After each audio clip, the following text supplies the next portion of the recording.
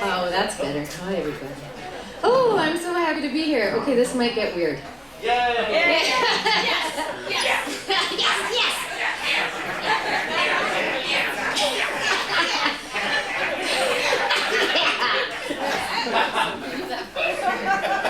I am a seeker.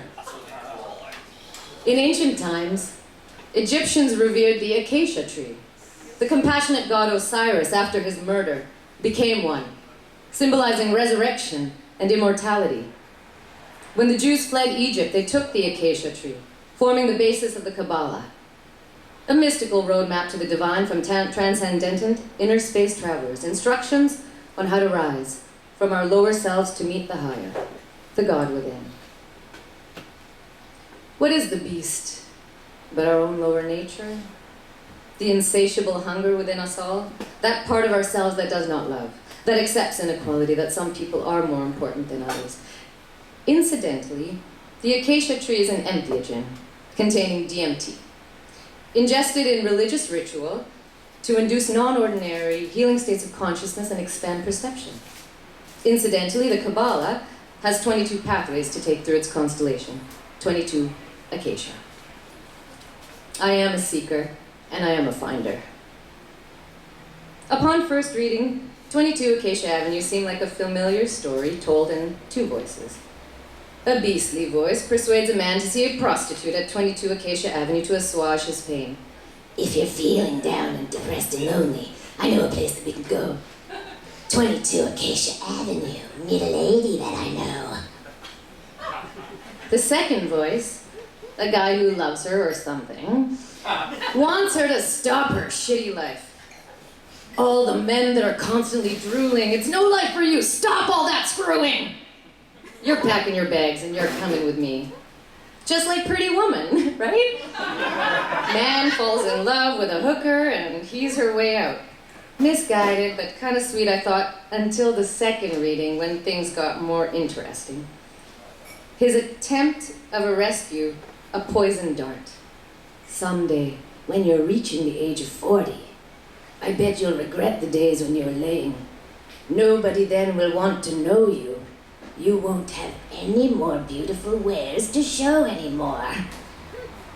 Okay, what? Whoa, wait. Aside. I don't really have to step aside for the aside.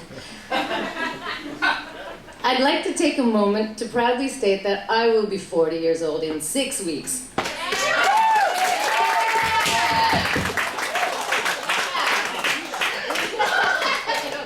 Because I'm going to be 40. And that this was the point that the beast inside me was invoked. The beast of righteous indignation. Because according to the guys in Iron Maiden, all this is going to fall off pretty soon. Like in 6 weeks, to be exact. Apparently, I'll be rendered worthless. My value, not only my attractiveness to a man, but how much my attractiveness can satisfy his lust. Seemingly disparate, these voices had but one origin, the many-headed Hydra. The beast of illusion, combining forces to create an objectified projection of a woman who chose to sell herself willingly. Charlotte, you've taken your life and you've thrown it away. You believe that because what you're Earning your life's good. Don't you know that you're hurting? All the people you love, don't cast them aside. blaming the victim for her abuse, the undertone of that accusation, she has abandoned those who love her, so she must want it this way. Beat her, mistreat her, do anything that you please. Bite her, excite her, make her get down on her knees. Abuse her, misuse her. She can take all that you've got. Caress her, molest her. She always does what you want. This idea that prostitutes like what they do, it's the oldest job in the world, is such a fucking load of bullshit that I want to rip someone's face off and eat it. Yes! The small minority of sex workers who do enjoy it in no way represent the hidden horror that the vast majority of girls in prostitution are in a prison of abuse and self-hatred because they were raped or molested at a young age. I am a seeker and I am a finder. And I am a woman. I read accounts by women who had survived prostitution and cried my eyes out like a broken faucet, the kind you just can't turn off. Stella, Dina, Rebecca, their openness building bonds to my heart which broke over and over with compassion.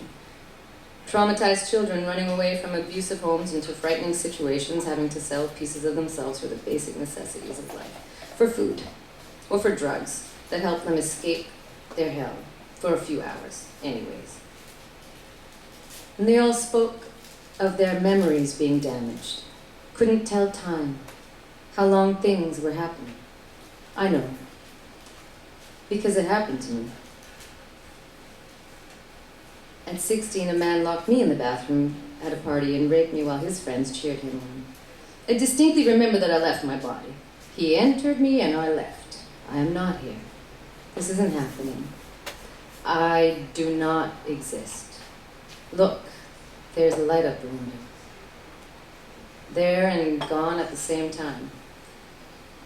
Time abysmally froze, as did I. And I proceeded to forget that it had ever happened at all, for 1 year. But I was lucky. With the fervent love of my family and friends, I healed. I don't have to imagine what may have been my fate had I not been so fortunate. I am a seeker and I am a finder. I am a woman. And I am a mystic. Occultists purport that 666 is the number of the beast. Kabbalah terms 666 the number of man. A man in the physical world. It is we when we lack the guidance of our higher selves. Without intelligence, compassion, and strength shaping our actions, we are the beasts. And we know it's true. We are well aware of our own rage and self-deception, our impulses to destroy, our obsessions, suicidal tendencies, jealousies, want for annihilation. Yet the other, we know lightness, joy, generosity, and kindness. Somewhere in the world, I found a beautiful garden of people that pray with entheogens, like Acacia, and spent 4 years with them. So we'll tell those tales another time, here. For Charlotte and all the women, I implore the beyond, as I have learned. I call the spirit of absolute compassion and the spirit of unconditional love to rain down upon my sisters, all who are suffering. You are warrior queens, resplendent like the rainbows. You are the shine of the sun and the shine of the moon. My sisters, I stand with you, that you can shatter into a million pieces and be whole, as a testament to your resilience and your strength, and your freedom is in the spaces in between. Your power is transformation. I call the force of the oceans to wash away your sorrows, cleanse your hearts, and show you the infinite beauty of the depths of your being. And I pray that all women under threat achieve in this life the most intimate aspirations of their perfect hearts. So be it.